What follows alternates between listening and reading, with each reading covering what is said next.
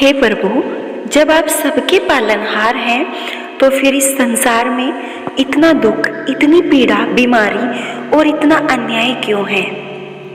भक्त के इस प्रश्न को सुनकर भगवान मुस्कुराने लगे और बोले, वत्स, तूने बहुत बड़ा प्रश्न पूछ लिया है। आज तो मैं तुझे उत्तर दूंगा ही, पर मेरा उत्तर ध्यान से सुनना। भगवान अच्छे लोगों को भी दुख क्यों मिलता है?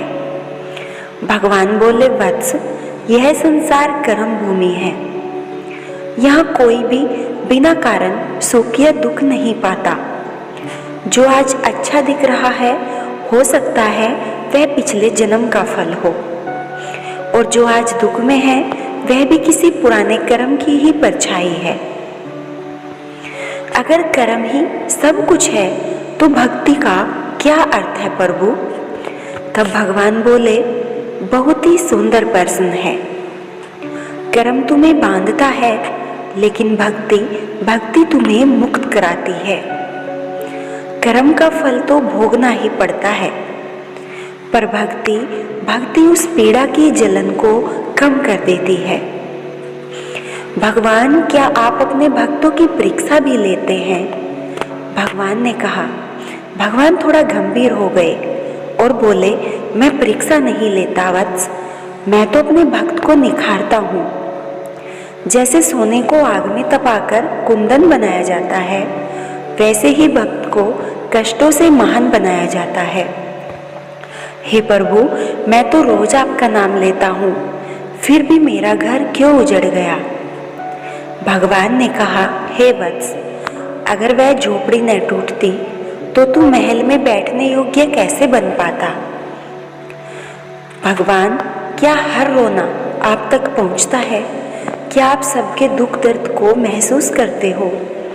भगवान बोले, हर आंसू मुझे दिखता है, पर हर आंसू का उत्तर तुरंत देना उचित नहीं होता। कुछ उत्तर समय मांगते हैं, क्योंकि समय ही सबसे बड़ा शिक्षक है।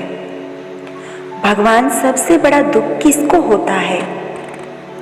भगवान ने कहा, जिसे सब कुछ मिल जाए लेकिन संतोष न मिले, उसे सबसे बड़ा दुख होता है। राजा ने फिर प्रश्न किया, मेरे पास तो प्रभु सब कुछ है, फिर भी शांति क्यों नहीं?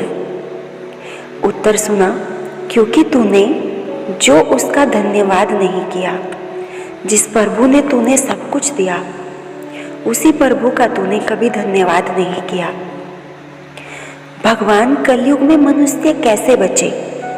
भगवान बोले, कलयुग में केवल 3 चीजें हैं जो मनुष्य को बचा सकती है।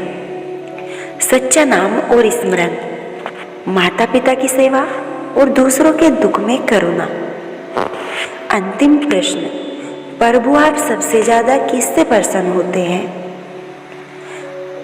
भगवान बोले, जब कोई दुख में भी मुझे दोष नहीं देता, बल्कि मुझ पर विश्वास करता है कि मैं जो करूँगा अच्छा करूँगा, तभी मैं सबसे अधिक प्रसन्न होता हूँ। भक्तों, अगर यह कथा आपके हृदय को छू गई हो और यह कथा आपको अच्छी लगी हो तो इसे केवल सुनिए मत, अपने जीवन में उतारिए। वीडियो को लाइक करें, चैनल को सब्सक्राइब करें और कमेंट में जय भगवान जरूर लिखें। जय श्री कृष्ण। राधे राधे।